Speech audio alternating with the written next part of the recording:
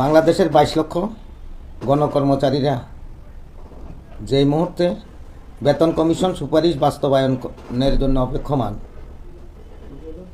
সেই চূড়ান্ত মুহূর্তে এসে সরকার বেতন কমিশনের রিপোর্ট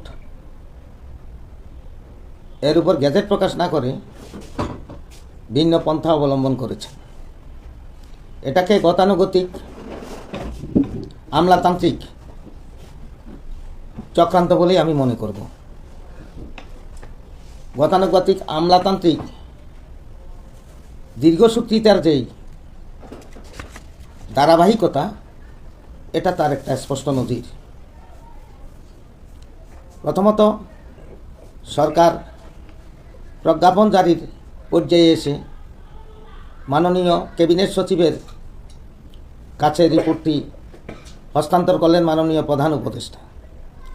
কিন্তু প্রধান উপদেষ্টার রিপোর্ট হস্তান্তরের পর আমরা আশা করেছিলাম সরকার অবিলম্বে গ্যাজেটটি প্রকাশ করে বাস্তবায়নের সুনির্দিষ্ট পথে এগোবেন।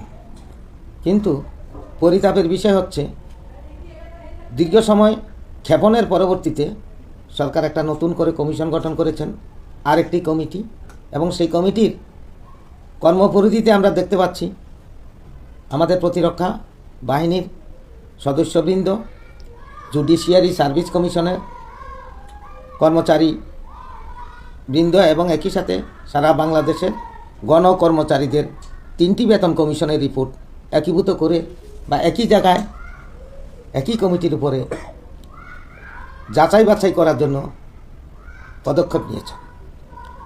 এখানে আমরা মনে করি বেতন কমিশন একটা সুনির্দিষ্ট সুপারিশমালা প্রণয়ন করেছে, এটার উপর প্রজ্ঞাপন জারি হওয়াটাই যথাযথ ছিল।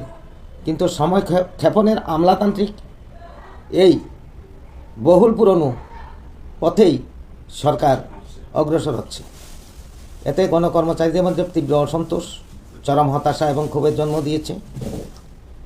এর ফলশ্রুতিতে আপনারা দেখেছেন গণকর্মচারীদের আন্দোলন একটি পর্যায়ে এসে চূড়ান্ত বিক্ষোভে পরিণত হয়েছে।